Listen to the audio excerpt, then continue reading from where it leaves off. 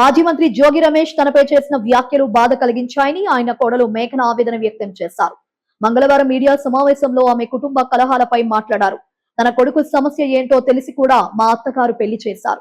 భార్యాభర్తల సమస్యను పరిష్కరించకుండా వివాదం సృష్టించారు. అదనపు కట్నం తెస్తేనే నువ్వు హ్యాపీగా ఉంటావు అని మా అత్త అన్నారు. పెళ్లికి ముందు వాళ్ళు హిందువులని చెప్పారు. పెళ్లయ్యాక తెలిసింది వాళ్ళు క్రైస్తవులు అని. ఇంట్లో అసలు హిందువుల పూజలు జరిగేవే కావు. మా తప్పు లేకుండానే ఏడాదిన్నరగా క్షోభ అనుభవిస్తున్నాం. క్రైస్తవం పాటించడం తప్పు కాదు, కానీ దాచిపెట్టి పెళ్లి చేయడం తప్పు అని మేఘన అన్నారు. నా పేరు మేఘన. నేను మాజీ మంత్రి జోగి రమేష్ గారి కోడల్ని.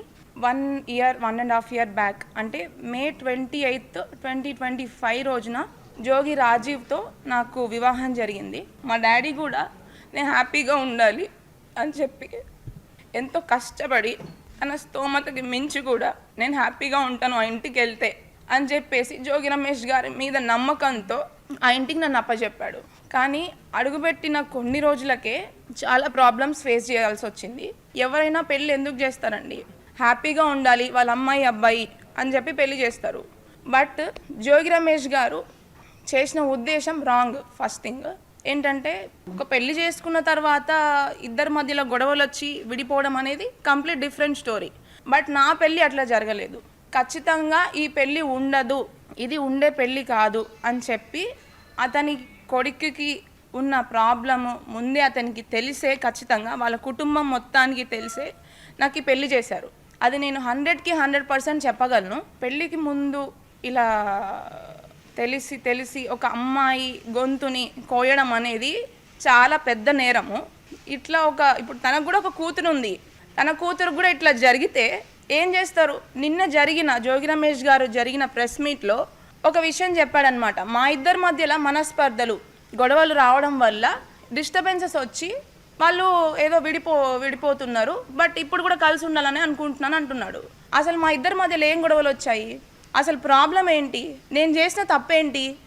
అసలు విషయాలని పక్కన పెట్టి పక్కదారి పట్టించడానికి ప్రయత్నించాడు అనమాట. మీ అందరి ముందుకు నేను మాట్లాడాలి, మీడియాలోకి రావాలి అని ఏ ఆడపిల్ల అనుకోదు.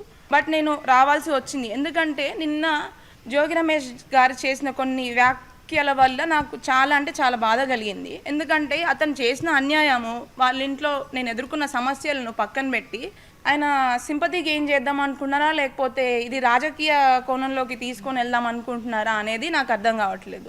వాస్తవాలేంటో, ఉన్న విషయాలేంటో మీ అందరికీ నేను ముందుగానే FIRలో క్లియర్గా పొందుపరిచాను. అండ్ దానికి సంబంధించిన ఎవిడెన్స్లు కూడా నేను ప్రతి ఒక్కటి కోర్టు వారికి ప్లస్ పోలీస్ స్టేషన్లో నేను సమర్పించాను.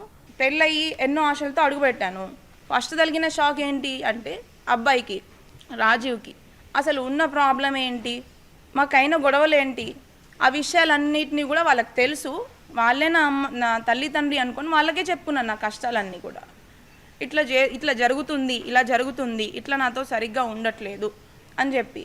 కానీ మమ్మల్ని ఇద్దరిని పక్కన కూర్చోబెట్టి ప్రాబ్లం ఏంటి అని అడగాల్సింది పోయి మా అత్తగారు శకుంతల అదనపు కట్నం కోసము నన్ను అన్ని విధాలుగా ఇబ్బంది పెట్టారు. వాళ్ళ ఫ్యామిలీ అంతా కూడా మొన్న బయటకు వచ్చిన ఆడియోలు, వీడియోల ద్వారా చూసే ఉంటారు నన్ను ఏ రకంగా ఇబ్బంది పెట్టారని. అతను పొలిటికల్ బ్యాక్గ్రౌండ్ అండి. మాది అసలు పొలిటికల్ బ్యాక్గ్రౌండ్ కాదు. మాది కంప్లీట్గా